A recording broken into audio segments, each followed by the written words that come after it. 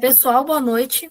Hoje nós estamos aqui com o Marcelo Casariego e a Roberta Batista, da Mastermi Marcenaria, que vão nos contar um pouco sobre o ofício deles, como é que eles trabalham com essa questão da madeira para confeccionar os seus produtos e como que funciona a questão de como que eles organizam o negócio deles na Mastermi, como que eles já estão há um certo tempo nesse mercado. Marcelo e Roberta, sejam muito bem-vindos aqui ao canal. É um prazer recebê-los novamente. A gente teve alguns problemas de gravação, né, da última vez, de questão da entrevista. Então, queria pedir desculpa também pelo erro que aconteceu semana passada. Como que vocês iniciaram o negócio da Mastermi, né? Como que surgiu a ideia de criar a Mastermi e produzir esses produtos em madeira? Bom, a gente é de um grupo chamado Haglas, né, que é um grupo de recreação histórica da era Viking. E meio que a Mastermi surgiu das atividades, né, do Haglas, né, como a gente se reúne para montar coisas, para fazer os nossos produtos, para exercer algumas atividades, para estudo. E numa dessas atividades, né, aconteceu do Marcelo trabalhar com madeira, acho que pela primeira vez, né? E gostou. E isso acabou virando um negócio. Naquela época, quando a gente foi Águilas, né? A gente fazia muito treino de combate. E aí eu tinha decidido fazer uma espada de madeira, né? Peguei um pedaço de galho, um facão e comecei a ir cortando e modelando a madeira. E esse foi um período onde eu estava sendo muito incentivado pelo meu pai a procurar um curso onde tivesse um pouco de incentivo no trabalho manual, né? E desde pequeno eu acompanhava minha mãe, que é artista plástica, o meu pai ele me introduziu na fotografia, né? E eu estava trabalhando, sabe, em coisas que não desenvolviam tanto esse meu lado artístico. Meu pai, ele queria que eu desenvolvesse mais. E aí, na época, ele estava pedindo para eu... Na verdade, não estava pedindo. Eu estava cogitando fazer cerâmica. Né? Só que depois desse trabalho com a espada, eu falei, tá, é isso que eu quero fazer.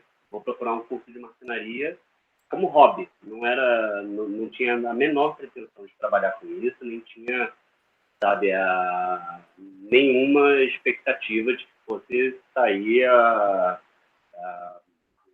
assim, o meu trabalho que é hoje. Então, só que depois da primeira aula eu tive certeza que eu queria fazer. E quando eu comecei o curso, assim, as pessoas falavam que eu tinha que fazer uma faculdade, as pessoas falavam que eu tinha que fazer alguma coisa que fosse mais comercial, né? E eu sempre fui meio teimoso com as coisas. Quando eu gostava de alguma coisa, eu queria fazer. E quando eu fazia alguma coisa que era só, sabe, com o fim de ganhar dinheiro ou porque precisava fazer, eu fazia por um tempo, perdi o interesse e abandonava. E acho que de tudo que eu fiz na minha vida, a marcenaria foi a única que eu realmente comecei e não abandonei mais. Estou há 8 anos agora e devo estar chegando a 8 anos de marcenaria, muito feliz e extremamente motivado ainda com a profissão. E é isso, a Mastermi surgiu daí, né? Do incentivo do meu pai, assim, de ver minha mãe e meu pai crescendo com arte e descobrindo que era isso que eu queria fazer. Você falando, a gente acabou de fazer 7 anos, na verdade, no mês passado. 7 anos? Vai passar rápido, né? Nossa, então já tem um certo tempo mesmo já de vocês, né, nesse mercado de marcenaria. Eu acho bem legal, são produtos bem diversificados, bem bonitos, por sinal, quando vocês recriam também elementos da Era Viking com esse tipo de material, eu acho que fica super legal. E, pessoal, como é que funciona para a gente recriar coisas com a marcenaria por exemplo, baseadas em achados da era Viking, por exemplo. Como é que funciona? A gente tem que ter um estudo digamos assim, como é que a gente pega um estudo arqueológico ou algum elemento, a gente olha mais a imagem e vê, não, bora ver como é que faz mais desse jeito. Como é que funciona assim para vocês criarem alguma peça do período? Então, esse, assim, tem como deveria ser feito e tem como eu faço, que não é o jeito que deveria ser feito. Assim, como eu disse, né, eu tenho muita dificuldade em dar continuidade às coisas. Então, eu não consigo ter uma rotina de leitura e de estudo, né? Eu sou muito mais pego pela imagem ou por alguma coisa que me chama a atenção logo de cara. Se não for assim, é muito difícil de eu fazer.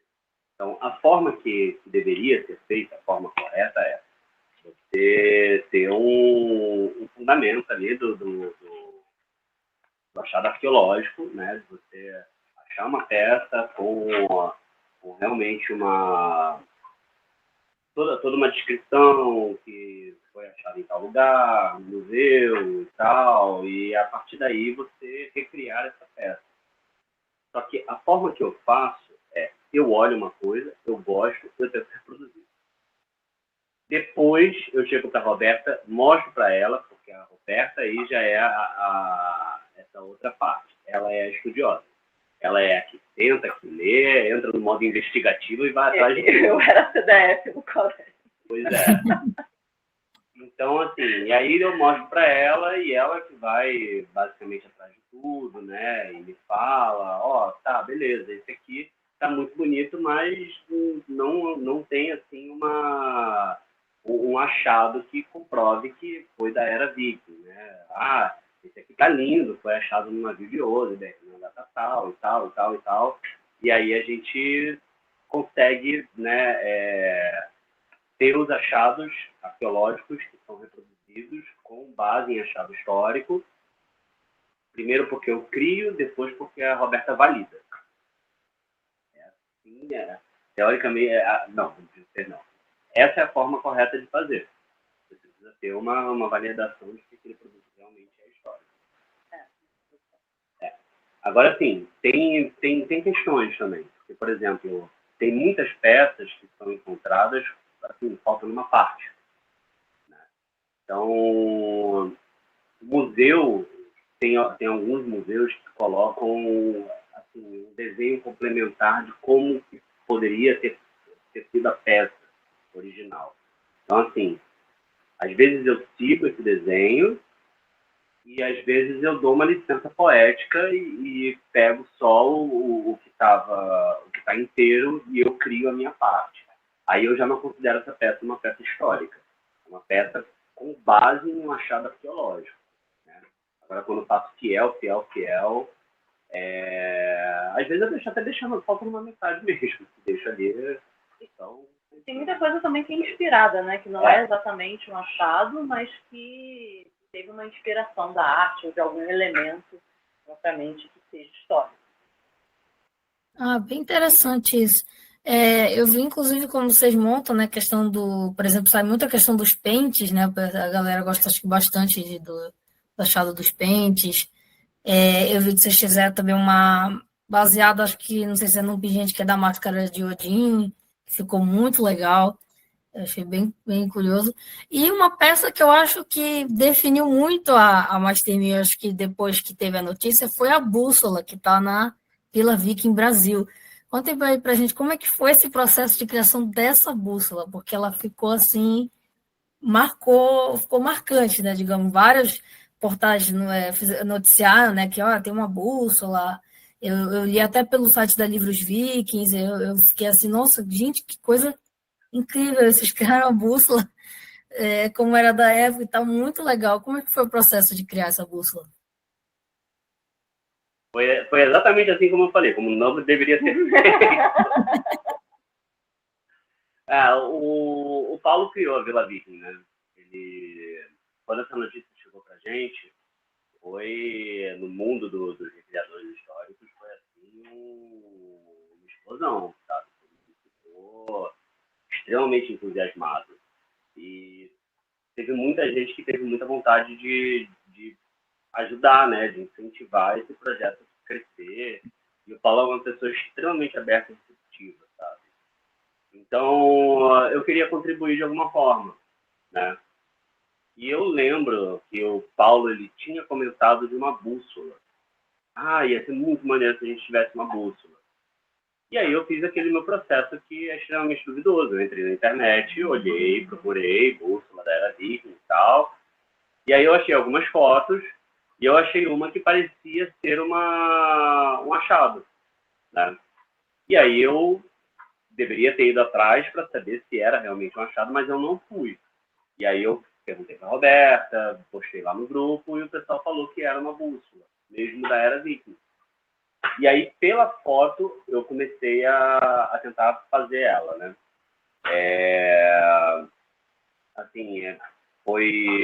Eu tentei usar uma madeira que fosse mais próximo do que eles tinham lá, né? Que era o pinus, uma espécie de eucalipto. E tentei seguir o máximo possível das medidas, da forma como era feita. E saiu. A maioria das coisas que eu faço simplesmente saem, né? Quando eu me planejo muito, não funciona. Não dá muito certo. E aí aconteceu isso, né? Foi uma surpresa, eu acho, também, Foi. né? Acho que o Paulo não estava bem esperando, mas foi enviado lá para ele. Ele mesmo tomou um susto lá na hora. Foi, e assim, foi de um dia para o outro, porque começou essa discussão sei lá, vou botar um dia aleatório aqui, numa terça-feira, né? Aí, terça-feira, falou, vai ter, ia ser muito legal ter uma bússola e tal, aí na terça-feira de noite eu comecei a ver as coisas, na quarta-feira de manhã eu estava fazendo, na quinta-feira já estava pronto, sabe? Foi tudo muito rápido. Eu fiquei durante bastante tempo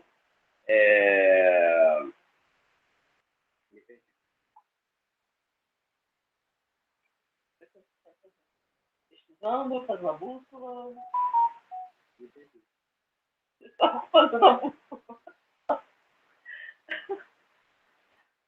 Caraca, eu fiquei distraído agora. Eu esqueci o que eu estava falando. TDAH, gente. TDAH. Mas é isso, aí no dia seguinte estava lá. No dia seguinte ela estava pronta e eu mandei para Acho que foi a primeira visitação, né, do pessoal. A gente não tinha ido. A gente mandou por alguém. O Carlos, provavelmente, que estava indo, e acabou que... Acho que foi uma surpresa, meio que na inauguração, praticamente.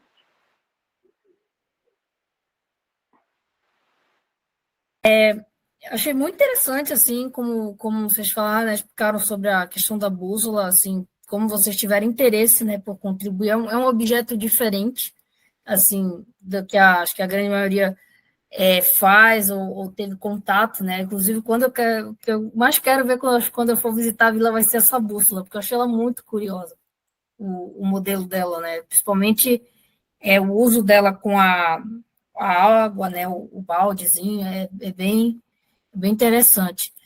Teve algum problema, às vezes, para desenvolvê-la, no caso, assim, eu precisei de um certo material, porque senão essa bússola vai estragar por estar o tempo todo com água, estar o tempo todo em contato, às vezes, com o sol, ressecando. Teve algum problema com relação a isso? Não é um problema. O que eu tive foi... assim, porque naquela época não existia micro-retífica, né? Apesar de eu ter a teoria de que eles usavam ter a micro-retífica, porque aqueles detalhes são... Mas o que acontece é que tem certos trabalhos que a gente faz que não tem como você usar uma máquina moderna, sabe? Porque você não vai conseguir replicar a mesma estética, ou o mesmo acabamento, ou o mesmo corte que uma ferramenta manual. Então, por exemplo, aqueles vincos da bússola não tem como ser feito numa ferramenta elétrica. Então, eu precisei cortar vinco por vinco, com o formão, devagarzinho, tentando ter tudo simétrico, bonitinho, para poder reproduzir ela. E isso não é exclusivo da bússola. Tem diversas outras ornamentações ou cortes que, quando você vai tentar fazer, né, uma ferramenta moderna, não sai igual, ou não sai nada parecido, ou sai algo que você vê claramente que é artificial, sabe? Então, eu acho que os maiores não são problemas, mas sim obstáculos, são esses de você perceber qual é a hora de você usar uma ferramenta manual para você tentar ser o mais fiel possível ao que era o achado da época, né? Para poder ficar ali bem próximo. Mas, fora isso, não teve nada muito problemático, né? Toda peça tem sua surpresa, mas dessa aí, em especial, não teve nada demais. Ah, tá. Não, bem interessante como vocês explicaram como que foi feito, né, todo esse processo do corte dela, porque ela tem uns detalhes que são assim que você tem que tentar ao máximo deixar com o mesmo formato, né? Principalmente aquelas pontinhas assim triangulares nas pontas dela, eu acho que tem que ser bem perfeitinho para ficar e para ela funcionar assim, digamos assim, quase 100%, vamos dizer assim, de precisão, né? Eu acho que Pois para... essa é uma coisa que eu falo que eu tinha falado quando você perguntou, né, do processo de criação da bússola, que comigo não funciona. Se eu tivesse feito todas as medições, né, tudo bonitinho, eu não teria acertado, de jeito nenhum. Geralmente, quando eu faço assim, eu demoro semanas para conseguir acertar. Essa aí foi tudo no olho e saiu de primeira. Quando eu fui ver, estava funcionando, estava tudo ali e tal. Eu não sei ver a hora na bússola, né? Mas deu para ver que dava para você fazer alguma espécie de medição por ali. Então, comigo tem que ser muito assim, tudo muito intuitivo, vai fazendo, eu vou fazendo aos pouquinhos e tal, devagar, no meu tempo, e aí no final sai. Mesmo que no meio do caminho existam diversas dúvidas de que vai realmente sair. O que acontece muito, o Marcelo não trabalha muito com projeto, né? Então ele pega o projeto, por exemplo, lá da Era Viking, que foi feita há 1000 anos atrás, e sai dali mesmo que ele já sai fazendo no olho. Agora, quando, por exemplo, algum cliente pede alguma coisa, uma encomenda, alguma coisa assim, dificilmente o Marcelo faz um desenho. Ele já vai no olho mesmo, é o que vai na cabeça. Ele não tem muito esse processo de fazer um projeto, digamos assim. Teve uma vez que eu fui fazer um móvel, isso bem no início, bem no início. Aí um cliente me pediu para eu fazer um desenho. Eu fiz um desenho que parecia um esboço de uma criança do fundamental. E eu fiquei com muita vergonha de apresentar para ele. E ao mesmo tempo eu tinha que apresentar porque o cara queria ver um projeto. E aí eu percebi que eu não nasci para isso. Eu não sei fazer projeto. Não consigo passar da minha cabeça para o papel a minha ideia. Eu consigo passar direto, eu pulo essa etapa e vou direto para a confecção. Ah, tá. Eu imagino que às vezes a gente tem dificuldade, por exemplo, para quem trabalha às vezes com projeto, a pessoa, tipo, ela sabe como ela vai botar no objeto, mas quando é para o papel, parece assim que dá um bloqueio. Eu imagino que seja, já me falaram muito dessa questão também, dessa dificuldade. E, assim, como que a gente pode escolher, muitas das vezes, o material com que trabalhar, por exemplo, a madeira? Como que a gente pode... A gente não tem a mesma madeira de lá de onde eles usavam, mas quais são outros tipos que poderia compensar a falta desse material que a gente não tem aqui, no caso? Olha, eu acho que não dá muito, né? Porque tem aquela coisa da recriação histórica, né? Que o pessoal fala, tem que ser o mais fiel possível e tal. Então, se eu tivesse que ser fiel, eu teria que estar trabalhando com carvalho, sabe? Eu teria que estar trabalhando com pinos que é de lá mesmo, da Europa, que não tem aqui. Né? São espécies diferentes de árvores. Então, assim, o que eu faço, que eu imagino que deva ser o que eles faziam na época também, é escolher a propriedade da madeira que mais se encaixa com o trabalho que você quer fazer. Né? Por exemplo, se a gente vai fazer um entalhe, a gente precisa usar uma madeira que tenha uma certa maciez, que tenha uma fibra contínua, para poder fazer um bom corte. Se eu quero uma madeira que vai flutuar, que nem a mesma bússola, né? Eu preciso que seja uma madeira que tenha uma certa resistência à umidade, sabe? Que ela seja leve para poder transportar. Se agora eu quero fazer uma porta, eu preciso que ela seja resistente, né? Então, assim, o que eu faço aqui é isso. Eu abandono essa pressão do ser o mais fiel possível com relação a isso, porque a gente vive em locais diferentes, sabe? Com um clima diferente. Por exemplo, se eu pego uma madeira que é de lá e eu trago para cá, a madeira ela em si ela já reage à umidade, ela já reage ao clima que a gente tem. Então ela pode rachar, sabe? A madeira ela contrai e expande. Então, assim, o que eu faço é pegar a qualidade de cada madeira que melhor se aplica para cada trabalho. Né? Se eu vou fazer uma tábua de corte, eu preciso de uma madeira resistente. Se eu vou fazer um entalhe, eu preciso de uma madeira macia. E por aí vai. Se eu vou tornear, eu preciso de uma madeira que não tenha um alto índice de rachadura quando vai ter troca de umidade. Então, é assim que eu faço. Né? Agora, eu tenho um amigo que veio aqui esses dias e ele estava querendo fazer uma lira e ele queria fazer o mais fiel possível. Então, ele comprou pinho, que era a madeira que ele usava. Ele comprou, sabe, fez todo o processo que era feito na época e tal. É muito legal. Só que, assim, se a gente puder também no fim comercial, isso encarece tanto que talvez para a realidade do país que a gente vive não seja possível. Né? E eu acho que a nossa proposta não é essa.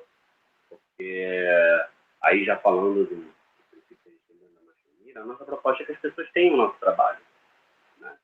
Eu acho que esse que é o mais legal. A gente produzir alguma coisa onde no final alguém se interesse e queira levar ele para casa, queira ter ele, queira usar, sabe? Então, a gente não cobra valores absurdos que às vezes a gente deveria cobrar.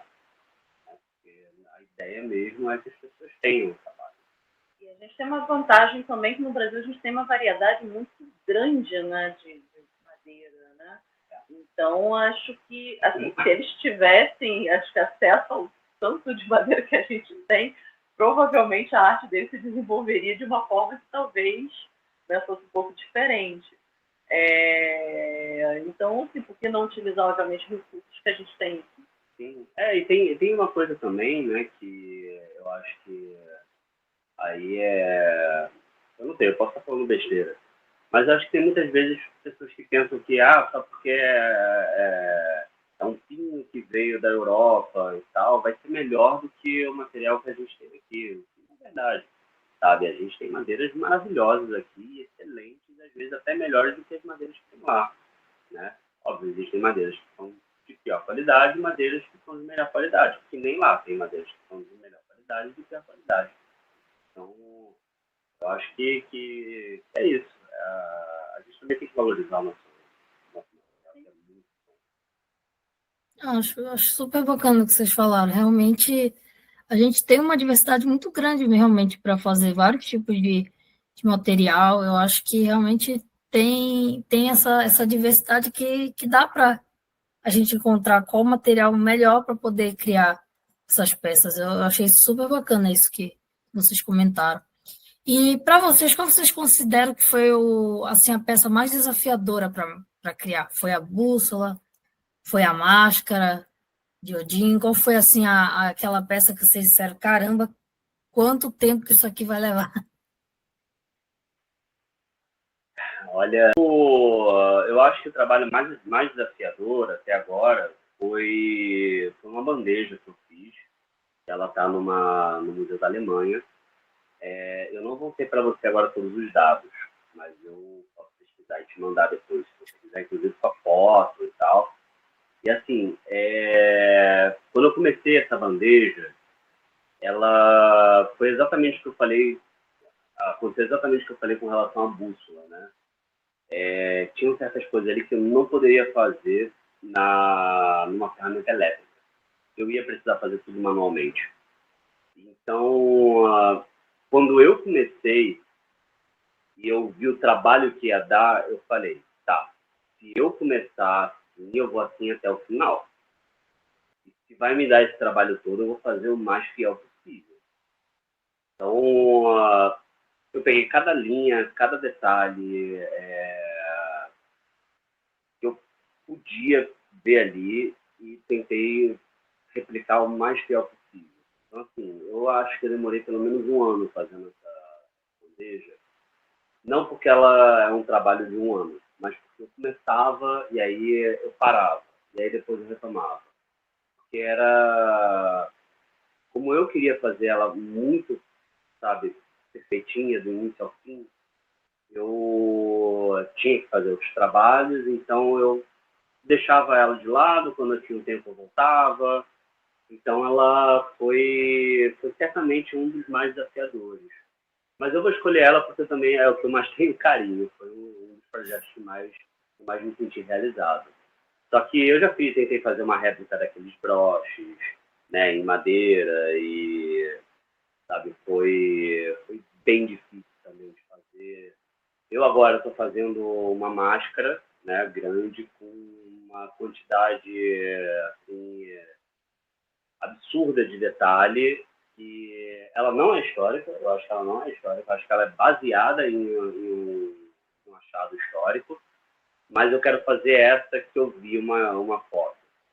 Então eu vou fazer ela com muita calma e provavelmente vai ser um desses projetos que vai demorar assim, muito tempo para sair, mas quando sair eu sei que vai estar do jeito que eu quero.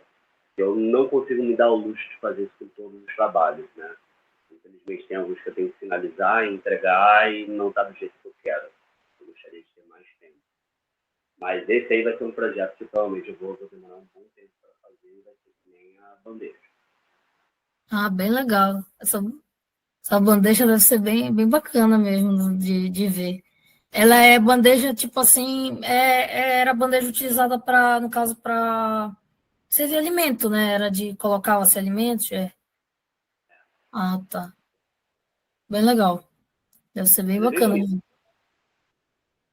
bacana. Bacana. a foto e as informações,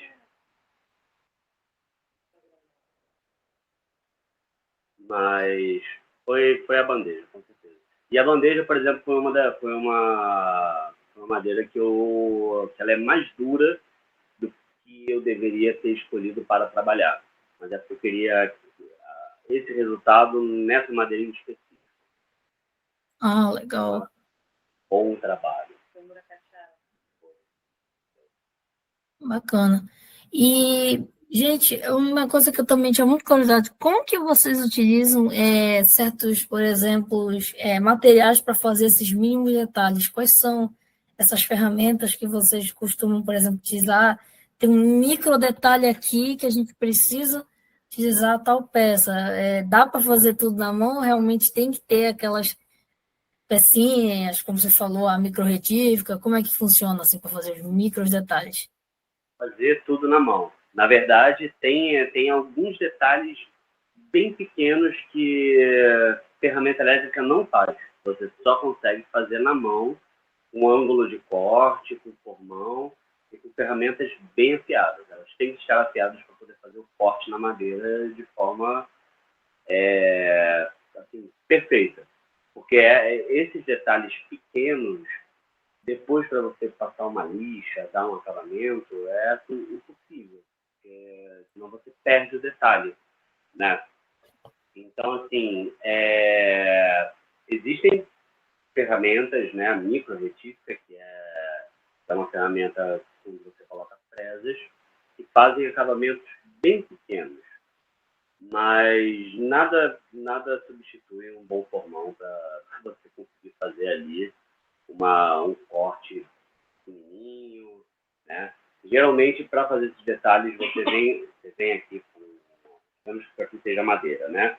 Você vem com o formão, você faz um risco com ele, e cava madeira, e aí depois você volta e você faz num ângulo, né? Para você poder fazer um vinco. E aí você consegue pegar o detalhe da espessura de uma lâmina, né? O fio da lâmina deve ser... nem ouso chutar, porque os pedreiros vão ficar chateados comigo. Mas, assim, é uma linha, né? Então, micro detalhes você faz geralmente com o formão. Eu deveria ter deixado aqui para mostrar e não deixei. Não, sem problema. Eu já ia até dizer, se vocês tiverem como mostrar as pecinhas, é legal.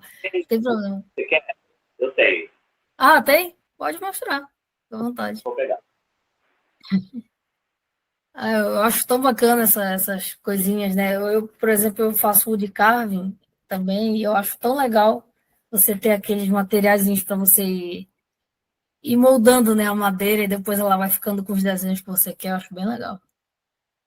E interessante frisar também, né? É importante frisar também que a gente acelera processos porque hoje em dia a gente tem prazo, tem as coisas para entregar, não dá para ficar 6 meses realmente numa coisa, senão isso não vira um negócio.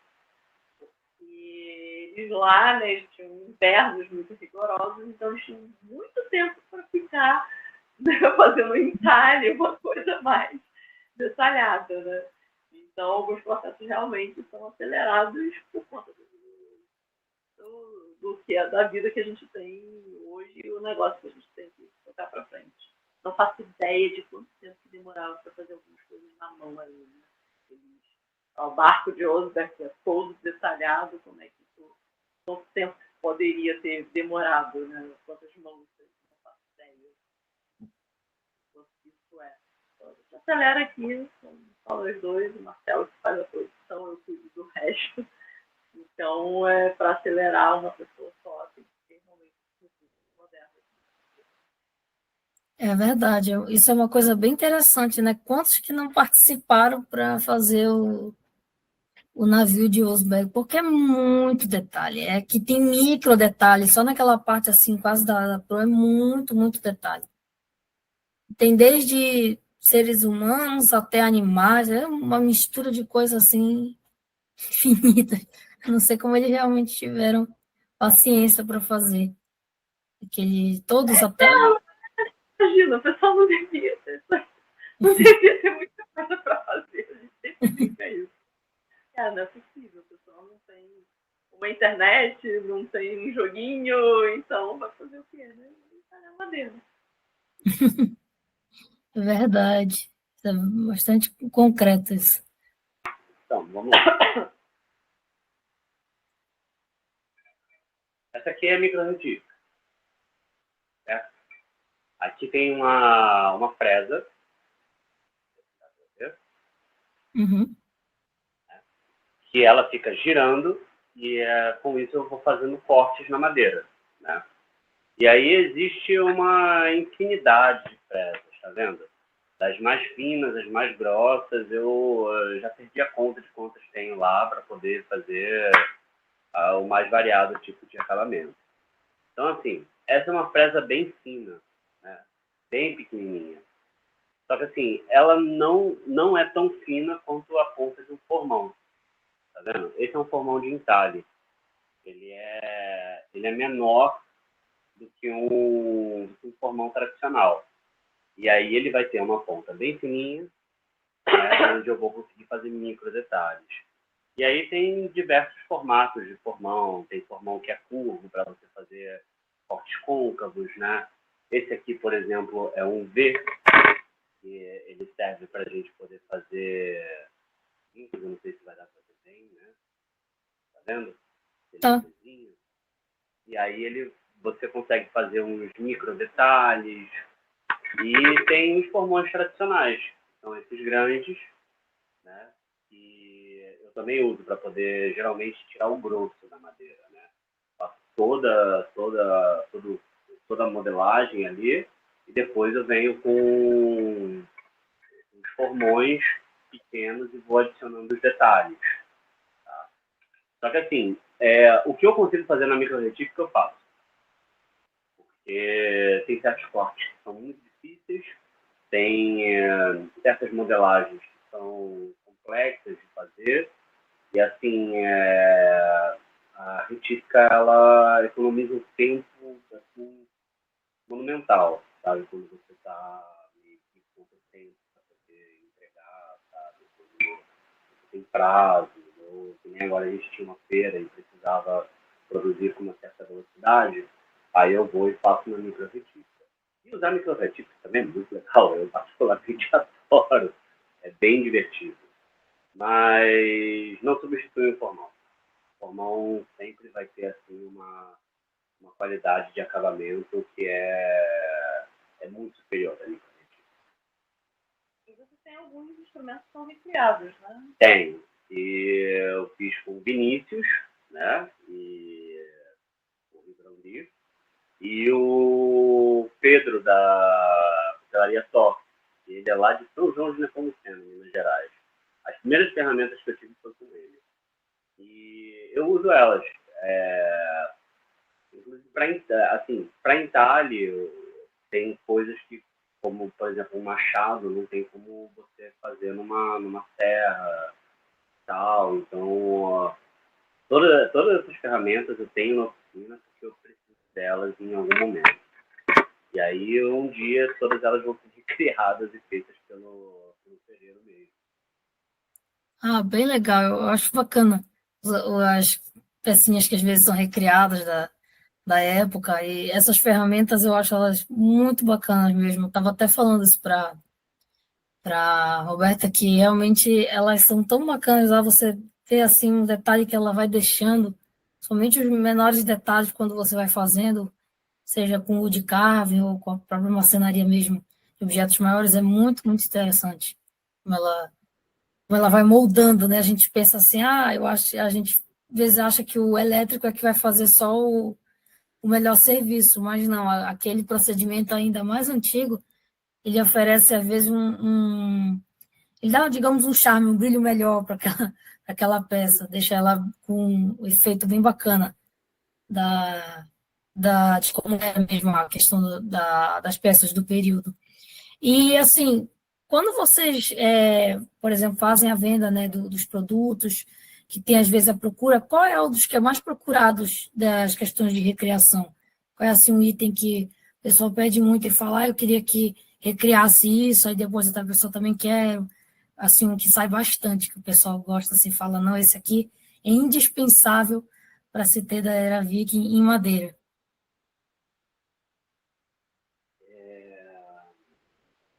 Olha, os pentes saem muito. Todo mundo sempre quer o pente. Mas tem os potes, né? E tem potes que foram encontrados na época. Tem um modelo que a gente chama de curta, né? Que é famoso, que é muito usado pelo pessoal do Bushcraft, gente que gosta de acampar. Tem um modelo que foi encontrado que tem um capinho, que é para servir. Tem o material do Raga. Tem uma ali. O que mais? Tem uma que essa máscara que você comentou, que a gente fez na época, ela faz muito sucesso. Quando eu fiz a primeira vez, ela vendeu e depois teve mais gente querendo comprar. E a máscara de mãe, né? Aquela máscara também, ela dá um trabalho de fazer, mas sempre quando tem alguém quer ficar com ela. E aí eu até fiz uma versão pequenininha que é um pingente. Então as pessoas, sempre que eu passo uma e boto para vender, alguém leva ela e quer ficar com ela. Mas, assim, o que mais sai são os utilitários, né? O que realmente dá para usar. Os decorativos têm uma saída muito legal também, mas o que ainda assim, tem uma função é mais procurado. Tábua de corte, né? Tem uma que a gente foi encontrada em pedra, e aí eu fiz em madeira, e as pessoas também sempre que eu tenho compram. Mas de todos esses, eu acho que o que mais sai é o pente.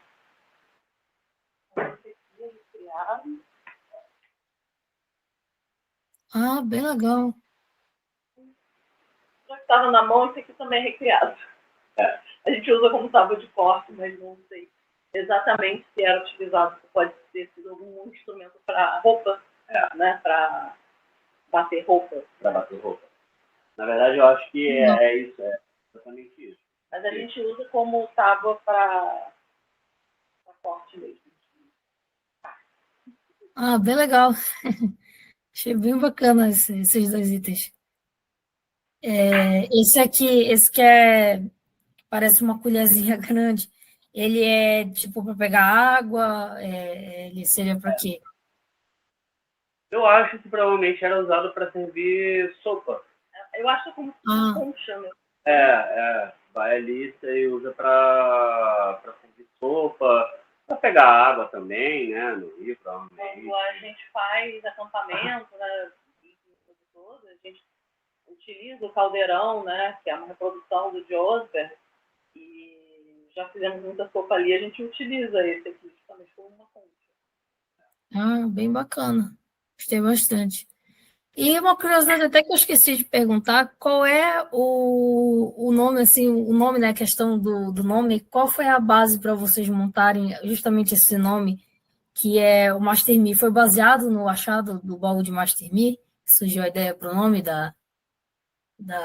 do negócio?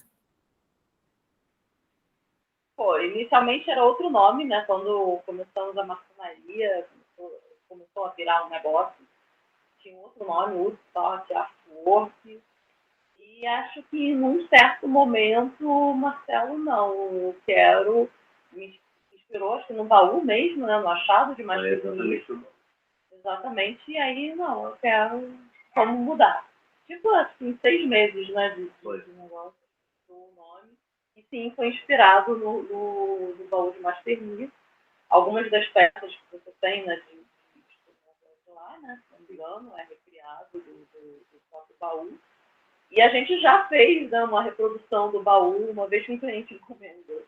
Embora a gente ainda está devendo até hoje, desde o início da Master Me, o nosso baú. Ah,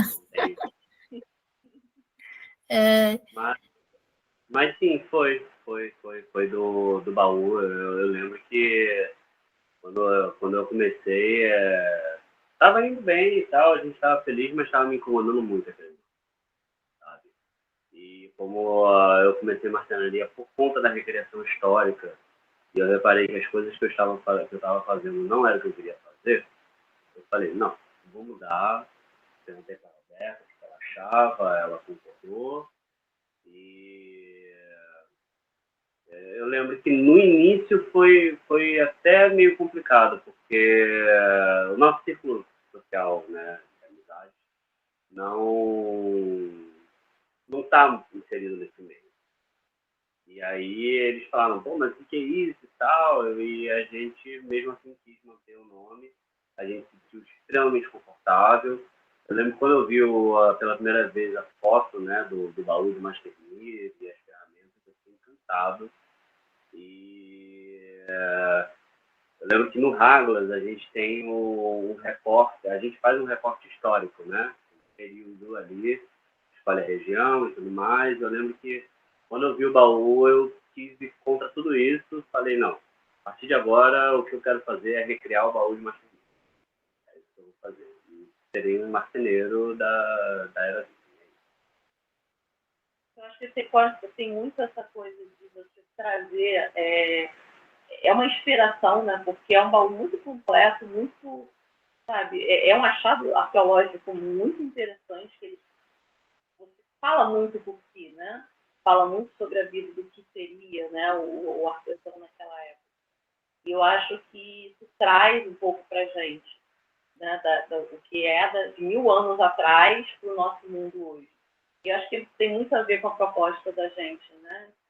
São objetos muito do dia a dia, mas que tem aquela inspiração no artesão de 1000 anos atrás. Ah, muito legal. Eu fiquei assim curiosíssima por causa do nome que eu vi assim. Eu vi, nossa, eu acho que com certeza tinha alguma coisa a ver, né, com a questão do baú, que eu acho que aquele baú foi um dos achados mais incríveis que a gente tem do uso de ferramentas, seja para a área de madeira, para qualquer coisa para entalhar, que seja que fosse, acho que assim, essencial do cotidiano, né? Acho que nenhum baú teve tanta ferramenta assim que ultrapassou o tempo e a gente conseguisse encontrar todos ainda com um certo funcionamento, vamos dizer assim, apesar deles já estarem com o desgaste do tempo, mas foi uma coisa assim que eu não sei como aquilo durou, porque madeira geralmente se desfaz, né? E aquele baú ter sido encontrado com tudo aquilo ainda de peça é uma coisa assim, fora de série, realmente. O interessante é que também na marcenaria pouca coisa muda, né? Você tem, obviamente, hoje em dia, ferramentas elétricas, mas se você olhar uma ferramenta de 100 anos atrás, ela é muito parecida com uma de 1000 anos atrás. Eu acho que como é que. E se você botar hoje, assim, sei lá, nos 50 anos atrás, acho que muito marceneiro não usava. É verdade. Sim, sim. Como eu falei, não substitui, não tem como. A ferramenta manual ela nunca vai cair em desuso. Ainda mais você agora com essas CNCs e tudo robotizado e tal. Não tem como. Se você for fazer um trabalho artístico, se você for fazer um trabalho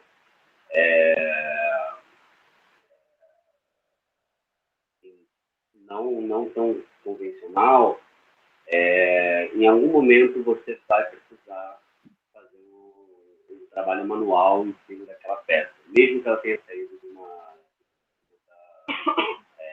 robotizada.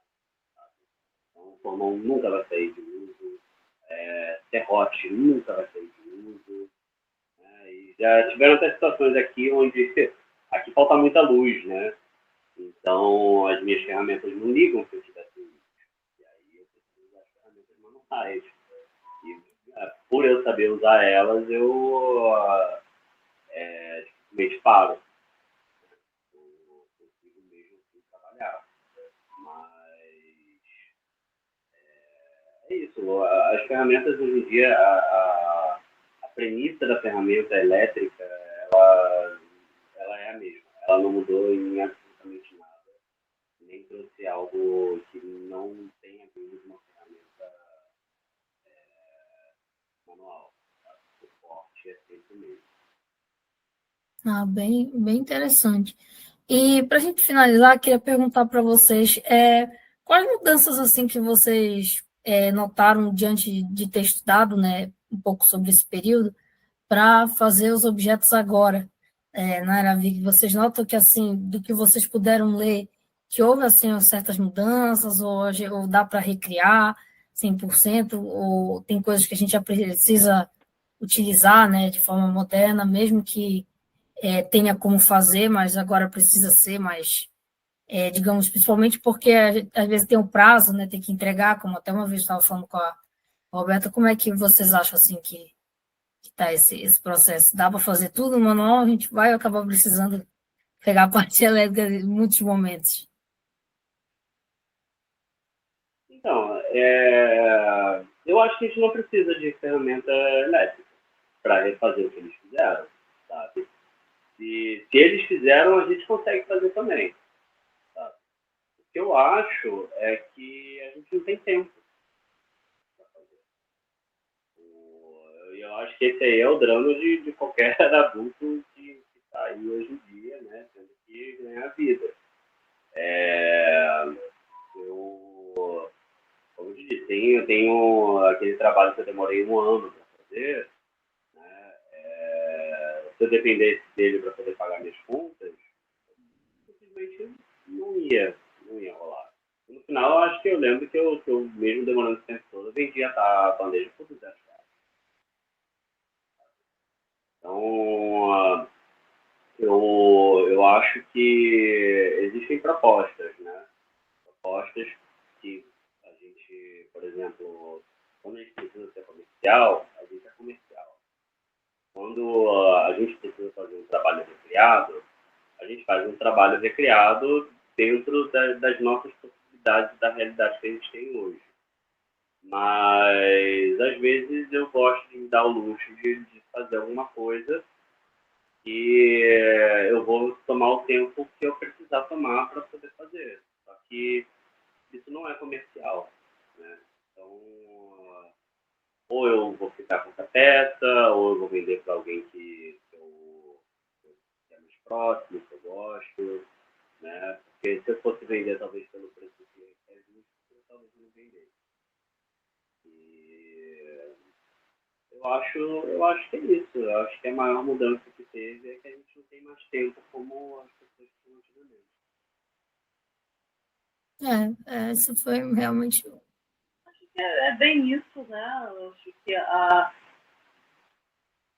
tem os recursos também acho que a vida moderna acaba impondo, né? Algum tipo de aceleração, a gente está nesse tipo de aceleração. Recursos também como você ter que mostrar, filmar todo o processo, né? Porque não adianta nada você, às vezes, apresentar a peça pronta e o pessoal não entender como aquilo foi feito, o que está envolvido naquilo dali, ou achar que é um produto feito numa máquina só, né? E eu acho que a própria necessidade que a gente tem também de mostrar como é feito um trabalho. Acho que a modernidade acaba exigindo um pouco disso também.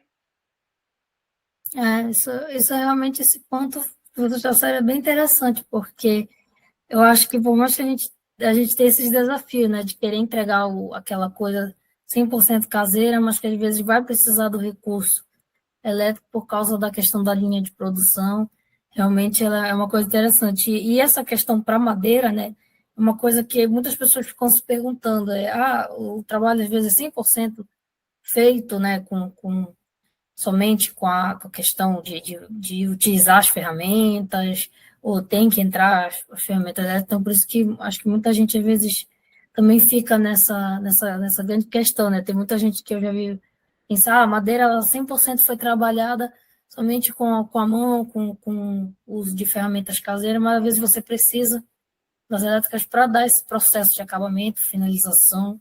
Então, isso que vocês comentaram é muito interessante, porque às vezes pensam, é da Eravic deve fazer 100%, como era no período, né? 100% com o uso das ferramentas da época, mas tem, às vezes, aquele recurso que precisa para a questão mesmo da linha de produção.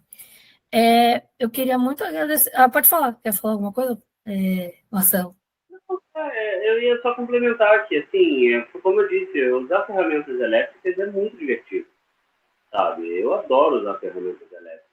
Uhum. E se eles estivessem naquela época, eles usariam também, sabe? É muito legal. E essa questão do artesanal, eu não sei, eu acho que o fato de eu usar uma serra de bancada, uma microtípica, não tira o trabalho Invalida, né? Não deixa de ser artesanal. Eu ainda tenho todo o processo manual, sabe? Eu preciso ainda guiar a microtípica, eu preciso, sabe, fazer o corte manualmente. Então, assim, ainda assim eu considero um trabalho artesanal, né? Agora, quando eu vou para uma feira, quando eu vou fazer uma exibição, eu estou fazendo todo o meu trabalho de forma manual, né? Então, assim, eu levo todas as minhas comões, meu serrote, todas as minhas ferramentas, e lá eu estou trabalhando como eles trabalhavam naquela época. Atualmente em feiras a gente monta acampamentozinho, né? E ele acaba fazendo, né, demonstração. Né? Aí, tanto eu quanto o Bruno, né, e o Vinícius, que são minhas maiores inspirações artísticas, Se você for ver, eles têm um trabalho assim, que é impressionante, mas na oficina deles eles estão usando ferramentas modernas, né? Faz parte. A gente vive nessa era agora que é uma era moderna, tentando fazer coisas que eram feitas naquela época e que eu particularmente acho que está tudo bem. Acho que faz parte, né? Mas ferramentas elétricas são divertidas, eles usariam com certeza. Nós também falamos do acabamento, né? A gente propõe colocar um acabamento mais natural. Essa é uma proposta nossa mesmo, né? A gente utiliza cera de abelha, utiliza óleo de tung, que é um óleo de uma árvore. Evitar um pouquinho esse processo um pouquinho industrializado, assim, né? Acho que tem mais a ver com a nossa proposta, o que a gente tem a oferecer e apesar de provavelmente não utilizar o óleo de tung, utilizar o óleo de baleia, alguma coisa assim, queijo, né? Coisas que obviamente a gente não tem isso, mas eu acho que a gente tenta preservar um pouco uma coisa mais natural, mais orgânica. A premissa a gente usa, a mesma premissa, mas a gente não usa os mesmos materiais, porque a gente... Com certeza uma tábua com óleo de baleia deve feder muito. Não ia ficar muito agradável. Com certeza, acho que isso e o arenque, que eu acho que o arenque podre, né, que é a coisa, meu pai, aquilo ali, com todo respeito ao período daquela época, mas, mano, aquele peixe, meu Deus do céu. A gente não precisa disso. Vamos deixar a nossa mais cheirosinha, vamos pôr um óleo de abelha. Tipo isso, né? É verdade. Roberta, Marcelo, queria agradecer muitíssimo vocês por terem participado. Eu sei que hoje ainda deu problema durante a gravação, mas a gente conseguiu fazer. O vídeo vai ficar bacana, não se preocupem. Eu vou ajeitar os momentos assim que deu problema, aí faz os cortes, vai ficar tudo direitinho. Não vai ficar ruim como da última vez, que achei o vídeo inteiro bugou, a gente teve que regravar. E eu vou só aqui dar um aviso, né, final aqui antes da gente encerrar. Pessoal, o canal ele vai precisar, né, entrar num período de ato, da qual eu ainda não tenho uma data certa para retornar com a questão das entrevistas. A partir de amanhã já vai ter uma última entrevista antes de ocorrer esse processo desse ato. A gente ainda vai ter no canal ainda em funcionamento duas atividades que vão ser a questão dos produtos, dos mercadores que eu apresento, o canal que eu encomendo e apresento, e a gente ainda vai ter alguns lugares assim que eu vou visitar relacionados à Era Viking. Em julho mesmo eu vou ver se eu consigo visitar algum desses lugares que tem em São Paulo.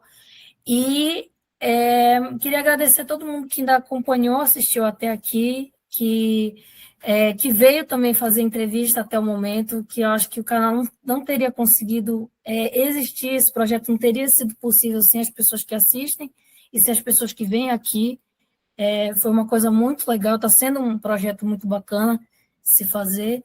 Então, quando for possível retornar, eu acredito, não sei se final desse segundo semestre ou início do ano que vem eu já consiga, mas é por causa dessa nova fase de estudos que eu vou entrar que eu vou precisar dar uma parada com essa questão de entrevista, mas eu queria muitíssimo agradecer e quero agradecer aqui também de coração novamente o Marcelo e a Roberta, que estiveram aqui hoje. É uma coisa assim que a gente fica, né, com o coração meio assim, queria dar continuidade, mas às vezes é necessário a gente, às vezes, ter esse tempo para depois retornar ainda melhor com o projeto. Então, é isso. Amanhã a gente vai ter uma última, antes desse processo de ato, e depois eu pretendo retornar e entrar com cada entrevistado que foi cancelado, eu vou entrar em contato aos poucos e ir chamando novamente para o canal. Então, é isso, pessoal. Muito obrigada. Eu vou só aqui pausar a gravação.